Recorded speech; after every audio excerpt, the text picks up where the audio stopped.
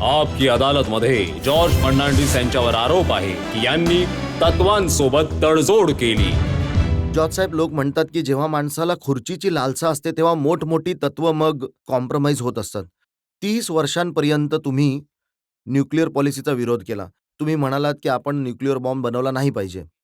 पण तुम्ही रक्षामंत्री असताना या देशाने न्यूक्लिअर बॉम्ब बनवला.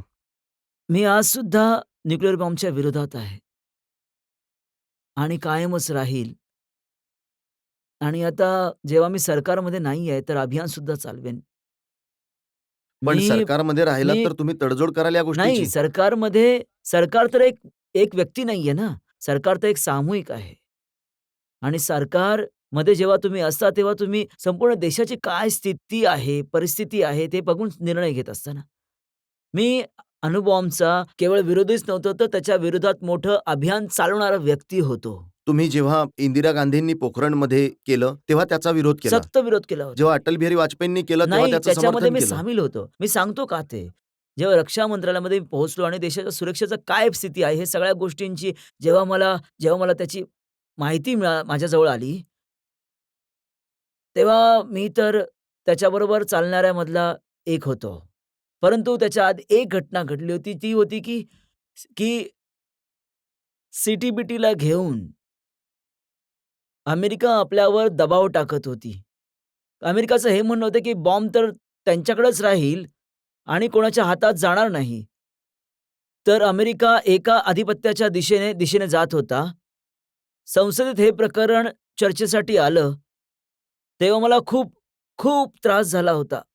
ही गोष्ट सांगायला की आपल्या सर्वांना प्रत्येक उपाय आज आपल्या हातात घ्यायला हवा आणि यामध्ये तत्वांना वगैरे बाजूला ठेवावं लागेल आणि मी म्हणालो की आपण अमेरिकेची ही जी एक प्रकारची जबरदस्ती होत आहे, त्याला आपण होऊ नाही देणार पण आहे. तुमच्या सरकारवर तर वारंवार हे आरोप लागले की तुमच्या नीती, विशेष करून डिफेन्सच्या नीती अमेरिकेच्या दबावाखालीच बनायच्या. नाही, आमच्या नीती तर कुठल्याही प्रकारची नीती मी तर राहिलोय त्यावेळी रक्षामंत्री आणि कुठल्याही प्रकरणामध्ये अमेरिकेच्या दबावामध्ये आमचं सरकार नव्हतं जॉर्ज गेलं. साहेब, आपल्या देशाच्या रक्षामंत्रीला जेव्हा ते अमेरिकेला जातात, तपासणीच्या नावाखाली कपडे उतरवायला सांगितले जातात.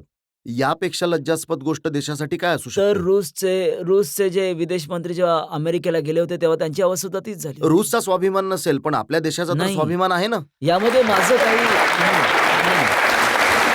यामध्ये कुठला स्वाभिमान गेला नाहीये. कारण ही सुद्धा जी पत्रकारिता जी आहे ना, तर अर्धवट माहितीवर जेव्हा कुठली गोष्ट सांगितली जाते, तर मग तेच चालू राहतं.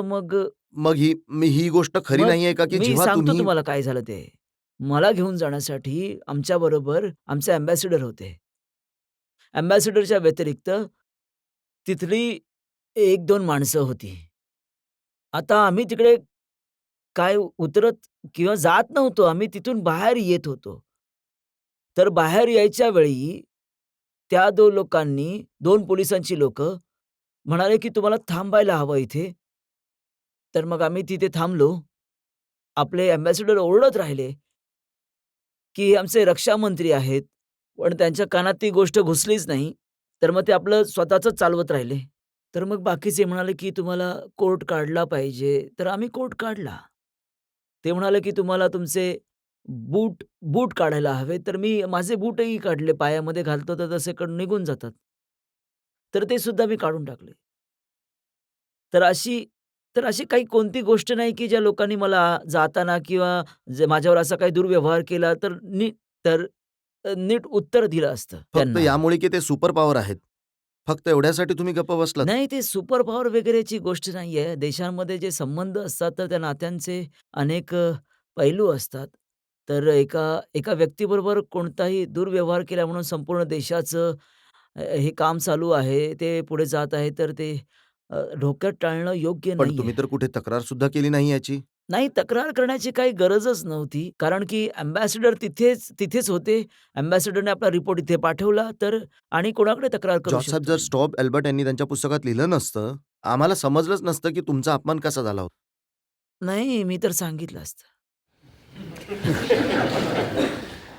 कधीतरी सांगितलं असतं. असं काही नाहीये. जेव्हा अमेरिकेमध्ये तुम्हाला चुकीची वागणूक मिळाली, तेव्हा तुम्हाला राग नव्हता आला का? राग तर मला येतो, परंतु तो थांबत नाही माझ्याजवळ. तो निघून जातो. तुम्हाला नाही वाटत की यासाठी तुमच्याकडे तुमची माफी मागायला हवी होती अमेरिकन सरकारने? आता अमेरिकेचे अ, कोण तो आर्मिटेजने तर माफी मागितली तिकडे आणि खूप मोठी माफी मागितली आहे. साधी नाही आहे. जनतेमधून खूप लोकांना प्रश्न विचारायचे आहेत. हां, बोला. तुम्ही विचारा. सगळ्यात आधी माझा तुमच्यासाठी एक महत्वाचा प्रश्न आहे. आपल्या देशासमोर अनेक मोठ्या समस्या आहेत, त्यापैकी एक म्हणजे भ्रष्टाचार. एक प्रमुख नेता म्हणून आणि दीर्घकाळ सेवेत राहून तुम्ही नेमकी कोणती ठोस पावलं उचलली भ्रष्टाचार नष्ट करण्यासाठी? खंत ह्या गोष्टीची की आपल्या देशामध्ये हा हा रोग इथपर्यंत पसरला आहे की आज की आम्ही तर त्रासलो आहेत की कधी आणि कसं ह्या आपल्या देशाला यातून बाहेर काढू शकतो. तुमच्यावर सुद्धा भ्रष्टाचाराचे आरोप कमी नाही लागले. माझ्यावर कुठलाही एक माझ्यावर भ्रष्टाचाराचा अ, अ, आरोप घेऊन यायचं त्याचं जो लेटेस्ट आरोप लागलाय तो तुम्हाला सांगतो. लालू यादव म्हणाले, की जे तेलगी कांड आहे, त्यामध्ये कुठे ना कुठे तुमची इन्व्हॉल्वमेंट होती. त्यांनी फोटो दाखवले, ज्यामध्ये तुम्ही त्याच ग्रुपमध्ये उपस्थित आहात, जिथे तेलगी उपस्थित जर आहे. फोटो एक अ, क काय एव्हिडन्स असेल, तर मी लालूकडे हे पाठवलंय, की "हे बघ, तुमच्याबरोबर जितके काही माझे फोटोज आहेत, तर जर फोटोज बघून तेलगीशी माझा संबंध जोडत असाल, तर तुम्ही जे काही पापं केली आहेत, ते सगळी माझ्याच माथी पडतील येऊन."